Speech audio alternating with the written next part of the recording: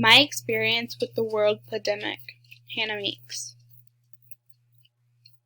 Going all the way back in February, when our classes just started and I as a student was getting into the groove of my new classes, there was little talk about COVID-19 and how it was bound to come into the U.S. I'm a person that worries about everything, and because of this, I was nervous about the virus. My parents kept saying it was going to be okay, and if it were to come to the States, then it would not affect us. Little did we know. When I am not on campus for my classes, I am at work in the evenings. I work or used to work at River Oaks Elementary School. I was an after-school care teacher, and this was my second year of working there. I absolutely loved my job, and I enjoyed myself. We had 125 students, and honestly, those students were my best friends.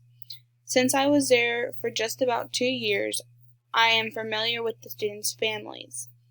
Each parent would ask if I thought the schools would shut down due to the COVID-19. I would tell them it's unlikely because Horry County doesn't act fast when it comes to hurricanes. I would also hear my kids talk in the hallway about how the virus is killing more people than the flu. Clearly, their parents were worried about the virus coming to the U.S. if they were talking about it with their kids. Once again, I would tell them that there was nothing to worry about and it is unlikely for us to cancel school. Then comes spring break. Spring break for me was nice. I got to go back to work full time, see my kiddos, and just relax from all the schoolwork I just overcame. On Friday the 13th, what a lucky day, we got a notice where schools were closing and we did not know for how long. The announcement did not go live until the end of the school day, so probably around 7 or 8 o'clock. Little did I know that would be the last time I would see my kids. Because the school system was so courageous to cancel school, I knew Coastal was next. Practically, I am pretty good with online classes, but I did not learn as much as I would sitting in the classroom. In my mind, I was okay with Coastal canceling in-class classes because I knew I could handle myself. The challenges that came with COVID-19 are battling with unemployment because I did not have a job, not having closure with my kids, forcing myself to sit down and do my online school, not having other human interaction was really hard, worrying if someone I cared about was going to experience getting the virus, and I was planning on taking my praxis, but it got canceled twice. Some things I've learned during COVID-19 and as it is still going on, I've definitely gained more patience skills. Learning to communicate differently is a big one. I have been thinking of others and myself more and our help. And sitting around the house has made me become a creative thinker.